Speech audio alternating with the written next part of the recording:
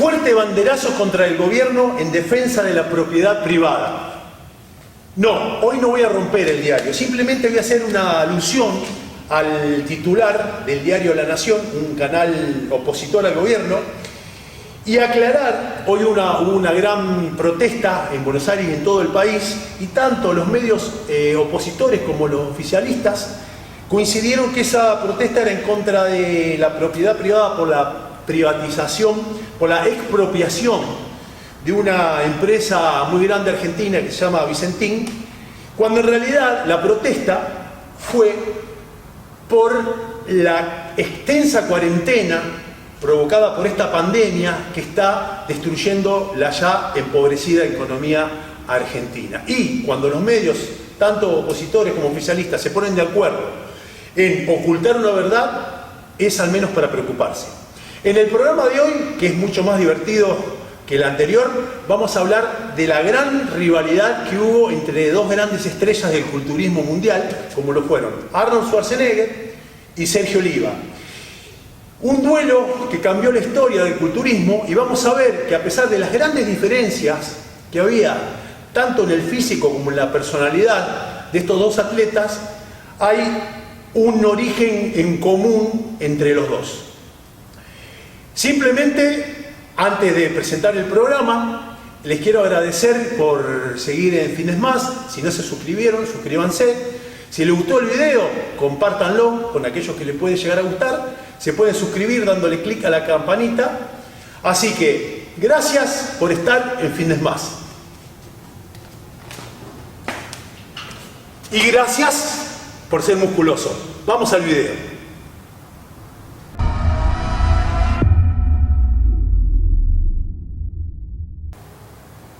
Ahora, ¿cómo cambió el culturismo, Padilla, en los últimos años?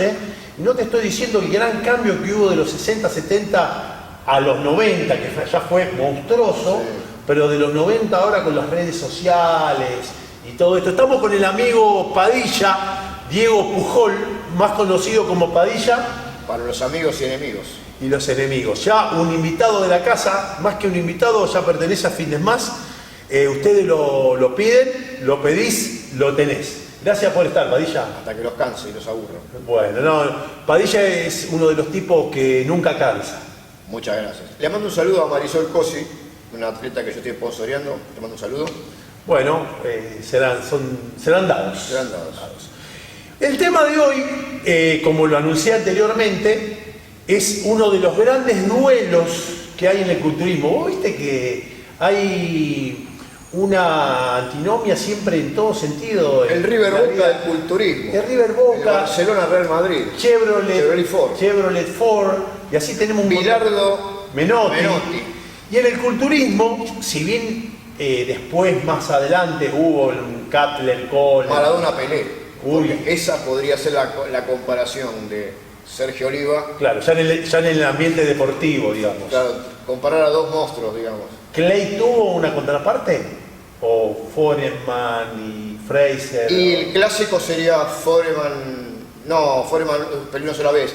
Fraser Clay pelearon tres veces. Clay. Pero en esa época eran todos primera línea. La época más difícil y dura del boxeo peso pesado en la historia. Un día vamos a hablar de boxeo y entrenamiento, Dale. Bueno. Incluso lo vamos a tener al Chino Maidana. Sí, ya le hablé al Chino Maidana. Si me está viendo, le mando un saludo al Chino Maidana porque lo vamos a tener en un programa y lo vamos a Un saludo al Chino, un coterráneo santafesino de Margarita. Te conoce a vos. Sí, un coterráneo de Margarita. Yo soy un poquito más al sur de San Justo. Bueno, vamos a lo que estamos hablando, que es Oliva Arnold, que fue uno, yo creo que fue el gran real duelo del culturismo, con un montón de aristas que hizo que esa rivalidad vaya cobrando más importancia a través del tiempo, porque no se quedó ahí.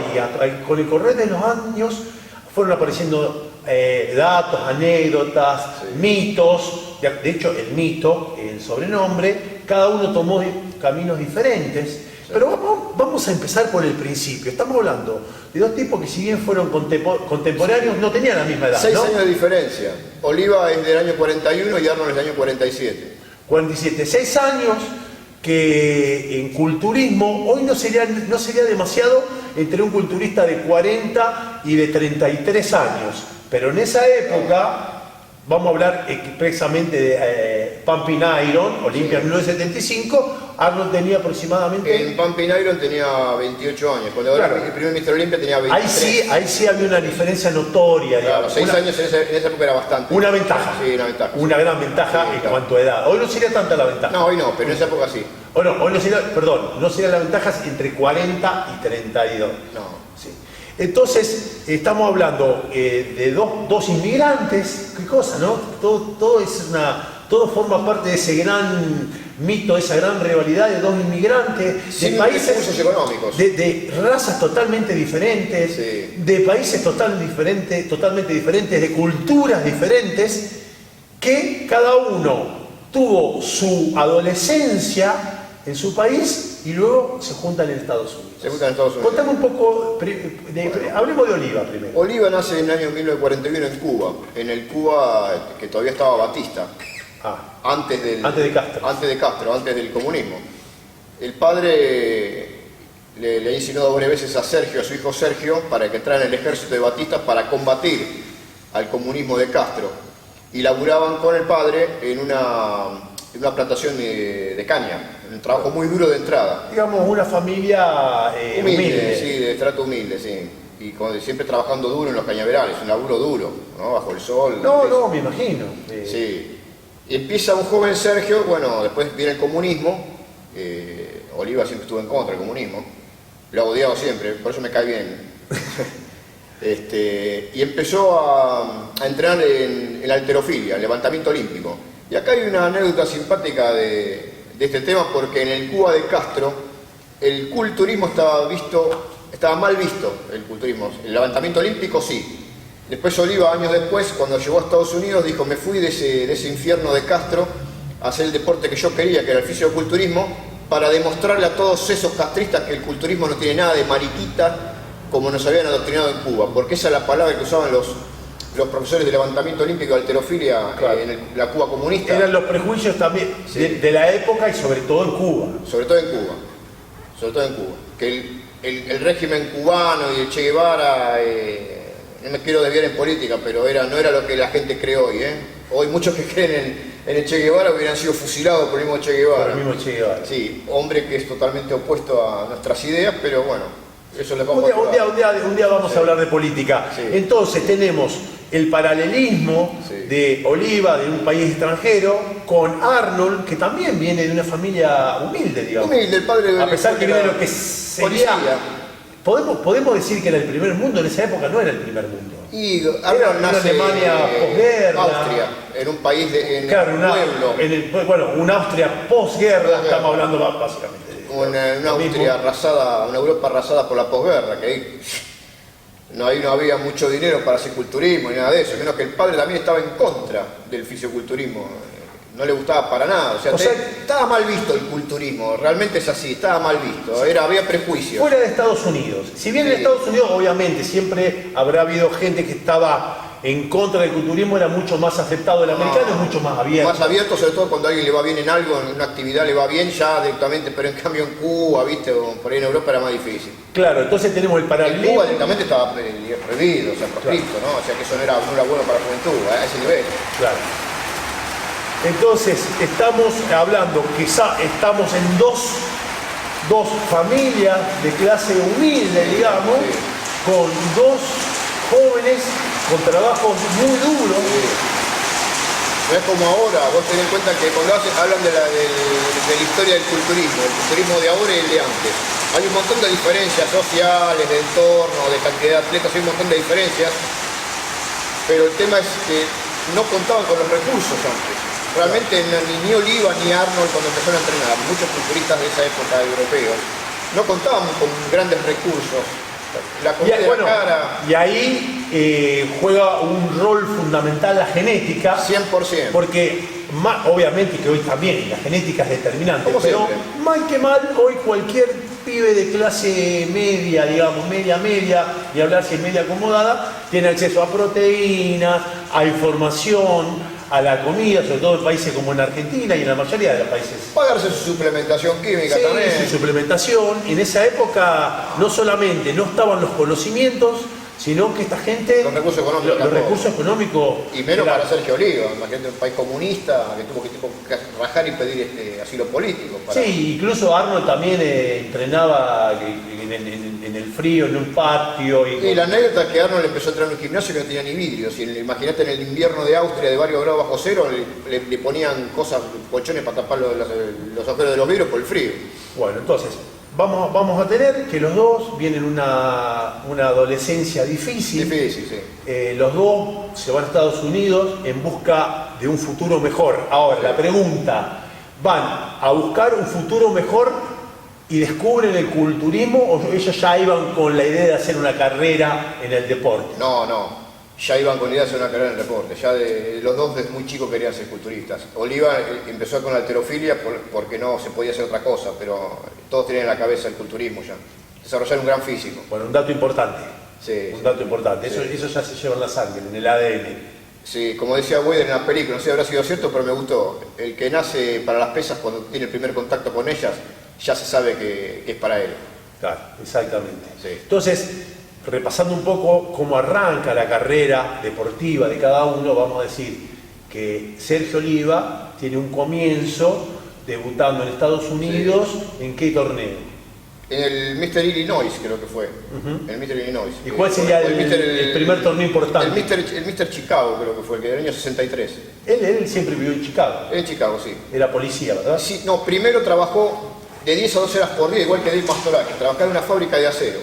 O sea, miren lo que estamos hablando, trabajaba 10-12 horas por día en una fábrica de acero, un laburo durísimo, y aún así el tipo se iba y hacía entrenamientos de 2-3 horas diarias, que es lo que hacía en esa época, grandes. ¿Y lo que se hace ahora? Lo que se hace ahora también, y pudo ganar torneos laburando 12 horas por día en una fábrica de acero y entrenando 2-3 horas por día, ¿no? Lo que es la genética. La genética. Y las ganas, y las ganas. Sí, las ganas. Yo tengo una teoría que hay muchos científicos que también concuerdan, es que una persona que llega a un nivel de triunfo muy alto en cualquier rubro tiene un nivel de energía vital que es superior a la media. Más allá de su genética, su portal para construir masa muscular. Tienen como una energía vital que está por encima del resto de la gente. Claro, y ya estamos hablando de algo que va más allá de lo físico, ¿no? Totalmente, es mental y espiritual. Mental para los que dicen que este deporte, el culturismo, es para gente superficial. No, ni de cerca pasa por ahí. Bueno, y Arnold que ya viene a Estados Unidos con una incipiente carrera deportiva en Europa. Llega a Estados Unidos, como decía él, con su primer título Mr. Universo, creo que Nava o Guava, y va a verlo a Vince Gironda, y Vince Gironda le digo, para mí vos sos un gordo, no sé, le dijo así, lo forreo, un gordo boludo, algo así. La traducción en España sería gilipollas. Gilipollas, para los españoles, porque si no se ofenden si le decimos gallego, para los españoles que nos siguen. Que no hay por qué ofenderse se lo decimos cariñosamente, no se ofendan. Aparte, buena onda con los españoles. Excelente, yo desciendo de españoles, soy Pujol Barbera, catalán. Y buena onda con los gallegos también. Con los gallegos también, que son de Galicia. Claro, la mayoría de los inmigrantes en Argentina fueron gallegos, por eso se generalizó el término gallego. Bueno, lo que estaba diciendo anteriormente es con respecto a cómo empiezan la carrera cada uno de ellos, ¿no? Y empieza Oliva en el principio de la década del 60, gana los primeros torneos, en el 66 gana el Mr. Universo y en el 67 gana el Mr. Olympia el primero. Claro. Pero bueno, volvemos a la anécdota, la de Arnold, que lo ve a Vince Gironda y lo presenta, como dice, le presento, y si él se presenta, yo soy el campeón europeo, lo mira y le dijo, para mí sos un gordo pelotudo, algo así. Para mí tú eres un gordo gilipollas. Algo así. De hecho, él perdió con Francés. Debe haber sido un asshole, como dicen. Un asshole, sí, un tipo excéntrico, Gironda, bueno.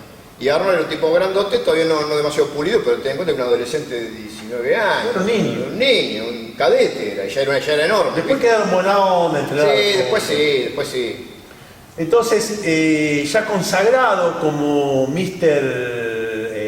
estamos hablando de Oliva. Oliva ya en el 69 tenía 3 Mr. Olympia, incluso en el 69... 3, claro. 67, no, antes del Olimpia, vamos. 66 Mr. Universo. Ya venía con el Mr. Universo, apuestas. Sí, y varias menciones en torneos de la AAU, WAU de Mr. América. Que decían que no lo ganaba porque había un tema de racismo, otro tema controversial con el culturismo. Para mí, racismo en culturismo por raza negra, para mí no hay racismo. Puede haber controversias con las puntuaciones por otros temas, pero no por racismo. Sí, sobre todo porque Weider era de una familia judía y lo ha sufrido el racismo en su propia carne. Claro. El tipo lo que quería era tener los mejores culturistas para él, sean de color que sea. Más allá del color que vendan. Digamos. Que vendan. Y un físico como el de Oliva, evidentemente. O sea que si ha perdido alguna vez, no. De hecho, aparte, Oliva le ganó a Arnold en el 69.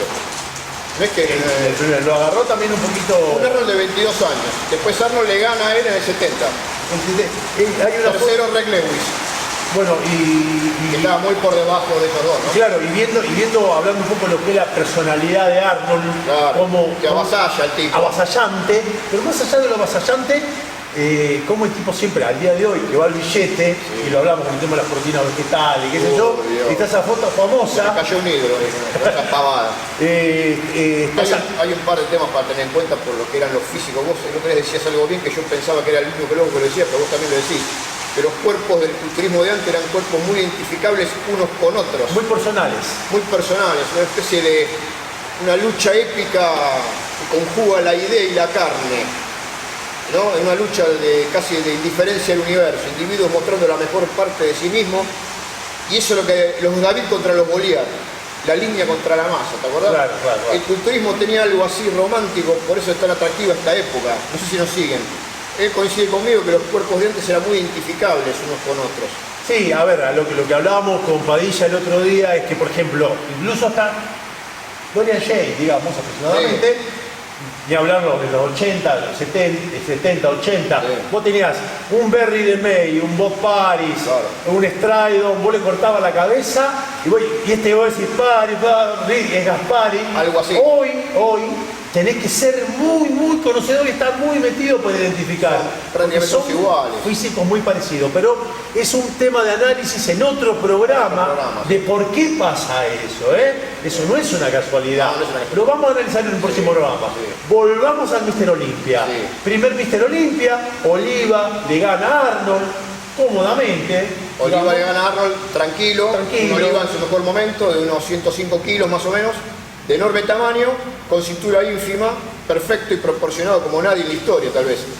Y un Arnold grandote, todavía no demasiado pulido, de 22 años. En el 70 Arnold le gana a Oliva, más parejo la puntuación, segundo Oliva, tercero Reg Lewis. Que ahí te das cuenta que Arnold y Oliva eran...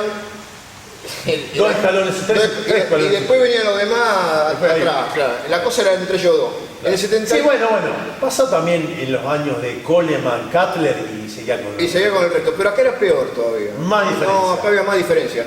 En el 72 dicen que Oliva estaba casi en el mejor momento de su vida y Arnold estaba casi en el mejor momento de su vida, que fue en el 73. Un Arnold de unos 246 libras más o menos. Y empieza la controversia de que Arnold ese Oliva fue perjudicado. Porque había competido en otra asociación. Y si uno analiza puntualmente, milimétricamente, con los parámetros de esa época, Arnold le ganó por 1 o 2 puntos bien a Oliva ese Oliva. Los dos estaban muy buenos. Estaban muy bien, pero Arnold tenía cortes más profundos. Volviendo a lo que estaba diciendo de la famosa foto que muestra un poco la personalidad de lo que era Arnold, claro. Estamos hablando que no era el Arnold ahora con la billetera con millones de dólares, pero... En esa foto que eran $1000, sí, que nada que ver con los $500.000, que tampoco es mucho el $500 para el número 1 de un deporte, comparando con los 3,5 millones que gana el ganador, por ejemplo, de la Australian Open. Sí, claro. 3,5 millones contra, no es nada, pero eran $1000 que no venían nada mal para la época. Para esa época no. Y la foto, normalmente vos te imaginás, el tipo gana su primer Olimpia, vos te imaginás con el trofeo, festejando. La foto es muy curiosa, si la pueden estar en internet. Del cheque, no, está, que bueno, un poco se lo ve derrotado, obviamente, a Oliva, y Arnold, en vez de estar con una actitud triunfante con el trofeo, está con el sobre contando los billetes. Contando los billetes, ahí te das cuenta. En el momento de la premiación, el tipo está contando los billetes. Fíjate la mentalidad del tipo, a dónde encaraba. La motivación por la guita. Entonces, hay una anécdota también muy buena que los pinta a los dos para sacar las controversias. Se admiraban mutuamente. Ay, es una dupla que no tiene sentido. Son dos grandes, ¿viste? Oliva es más perfecto que Arnold en cuanto a proporciones, pero Arnold tenía un estilo físico que llamaba mucho la atención. Oliva, cuando lo vio a Arnold después de los 70, dijo, y la verdad que era un tipo muy grandote. Caramba, era un tipo muy grandote Arnold. Tenía un pecho que parecía una coraza romana. Y los bíceps son los más impresionantes que vi en mi vida. Oliva. Y Arnold decía de Oliva, cuando era más joven. Y yo lo vi y dije, este tipo no hay nadie que le pueda ganar. Invencible. Es invencible. Arnold decía eso de Oliva, es invencible. El único que puede ganar a mí es Sergio Oliva. Y los dos empezaron a entrenar de una manera para ganarse uno mutuamente con el otro. Hasta que Oliva dejó y Arnold alcanza su mejor momento en el 73, que ese es el mejor momento de Arnold. Pero Oliva ya se había retirado. Sí, para mí, Oliva junto a Ronnie Coleman, esto ya es apreciación propia, son los dos mejores culturistas de la historia, considerando la diferencia que había con los rivales en la época y la cantidad de parte de atletas. La cantidad de atletas, y yo creo que estaban muy lejos del resto, sí. Y sobre todo porque Oliva tenía un físico en los años 60, un físico de los 90. Claro, con la puntuación de hoy en día, Oliva hubiera ganado todo. Es mejor, pero con los parámetros que se buscaban en los físicos de esa época, está bien que Arnold haya ganado. Está bien, tenemos por eso, a ver, yo estoy diciendo que para mí fue el mejor. Si ponemos... Poniendo esa época ahora, pero vamos a coincidir que, bueno, cada época tiene su juzgamiento.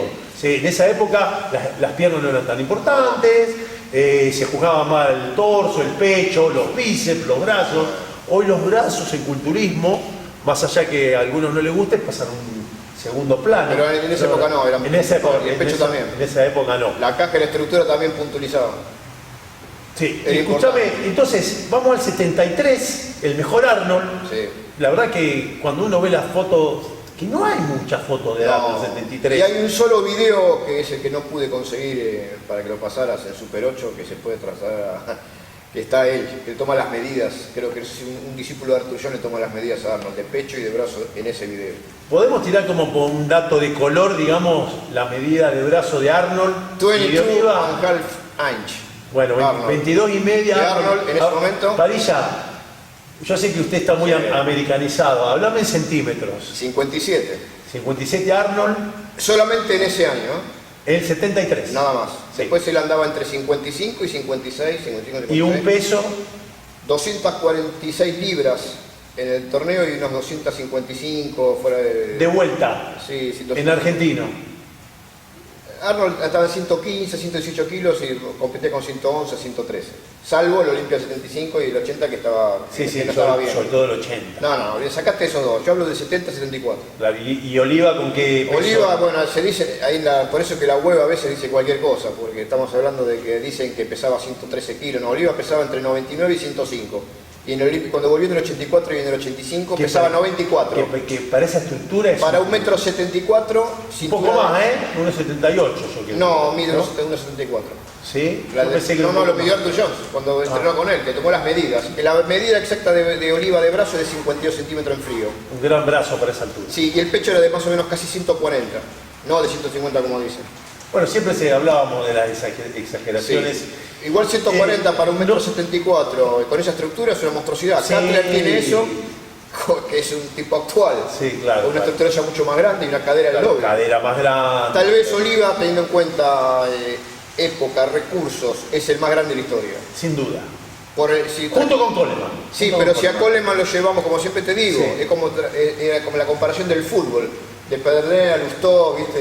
De La Bruna, Muñoz, lo llevas al fútbol de hoy y el fútbol de Gallardo le va a ganar. Pero si es al revés. Es al revés. Al revés. Debería ser al revés. Coleman no le hubiera llegado ni a los talones, ni a Arnold, ni a Oliva, porque no hubiera, volver al futuro, hubiera sido Coleman, hubiera sido un tipo de 1,79 m y de 100 kilos, ponele, 105, más no. Claro. Entonces, digamos que el último al revés ya se achican las diferencias ya. Claro, pero digamos que ya sería el último enfrentamiento. Sí. El último enfrentamiento fue en el 73. 72. Arnold alcanza su mejor momento al año siguiente. Porque lo tenía a Oliva respirándole de la oreja. Claro. Después se relajó cuando se retiró. ¿Vos qué decís? ¿Que se cambió de asociación por eso? No quedó conforme con haber perdido el 72. Ni en el 70 sobre todo. Claro. No quedó conforme. Pero también no sabemos qué manejos hay entre ellos. Pero para mí nos perdimos mal. Claro, hay parejo. Hay muchas, como decías vos antes, lo que se buscaba también en la época, los aspectos comerciales, de asociaciones, hay mucho interés. Arnold vendía mucho, te vuelvo a reiterar, en esa época un tipo alto, con esa caja torácica, con ese tipo de pecho, vendía muchísimo. Hoy en día te van a puntualizar otras cosas en el culturismo, son épocas. A ver, claro. ¿Quién es mejor, Fangio o Schumacher? Lo mismo, o sea, son distintas épocas. Schumacher dijo, Fangio es el más grande de la historia, lo dijo Schumacher. Sí, después ya pasamos a números, si vamos a números, obviamente que las épocas no se pueden comparar. Ninguno de los dos tiene la cantidad de torneos, no había la cantidad de torneos, la cantidad de dinero, no. La exposición, revistas, videos que hay. Y no contaron con los recursos que cuentan los atletas de ahora. Arrancaron uno en un país muy pobre, comunista, y el otro en un pueblo de la posguerra. Ten en cuenta eso también. Genéticamente para mí son de los dos mejores de la historia. Bárbaro. Arnold más que nada de la cintura para arriba. Y después, tal vez, para otro programa, un análisis de cómo siguió cada uno. Oliva ya retirado. Siguió compitiendo en torneos de otras asociaciones. Porque él volvió después en el 85, ¿no? En el 84 vuelve. Vuelve, sale décimo, puede ser. Algo así. Que no estaba mal, ¿eh? No, 94 kilos, 95. Y en el 85 vuelve, compitió otra vez más. Salió octavo. Nada mal para un regreso después de tantos años. Sí. Sobre todo en esa época que el promedio del... También se quedó mal porque dice que también lo robaron, que no estaba para ganar las Haney, pero que estaba para los 4 primeros, seguro, le pondrán octavo. Bueno, vos viste que el culturismo, el único que queda conforme es el que gana. El resto jamás. Pero muchos cuando hablan de Arnold Oliva dicen que Arnold le ganó mal a Oliva, y no es así. No es así. Está en la foto, y te das cuenta que no. Bueno, Padilla, fue la verdad que bastante interesante.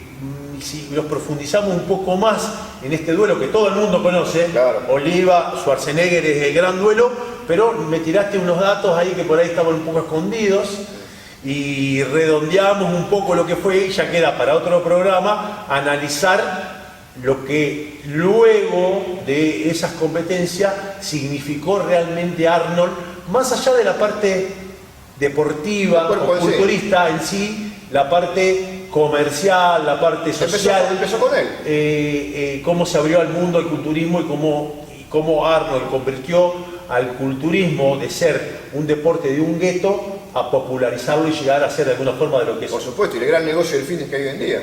Bueno, Padilla, simplemente te voy a invitar para un próximo programa. Me sigue invitando. Siempre. Me gustaría que en un próximo programa, ya que venimos analizando estos Olimpias... Quedaron muchas controversias con el tema del heavy duty de los entrenamientos, muchas preguntas del tintero. Eso da para cortar largo eso. Padilla, no se pelee con la gente. No, el español ese que me dijo, para no digo más gallego, el español. No me maltrate, siguen entrando una serie cada 10 días. No me maltrate los suscriptores, no, Padilla. Para nada, trato de igual Padilla, ya primero Margarita era Margarita, ahora ya cambió. Cambié, lo logré, me ayorné ahí. Se ayornó, ya tiene el nombre de usuario, Pujol, Padilla. Lo logré. Y ya está contestando, pero no me trate mal los suscriptores. Para nada. No me espante la gente del canal. No. Así que bueno, ya lo vamos a tener medio fijo a Padilla, y ya que estuvimos hablando de lo que fueron estos duelos... Serginator. Lo que fueron estos duelos... El juez se nos ríe. ¿Le causamos gracia? Sí, no, bueno. ¿Te causo gracia? Es gracia y admiración al mismo tiempo, Padilla. Escúchame, ya que venimos con este tema de los Mr. Olympia y estamos del 69 al 73, yo te voy a invitar a un próximo programa para que ya hablemos de alguien que no quiso ser Mr. Olympia, pero lo dejamos para el próximo programa. Bueno, gracias, como siempre te digo, por estar el fin de más y... por ser musculoso. Gracias por ser musculoso.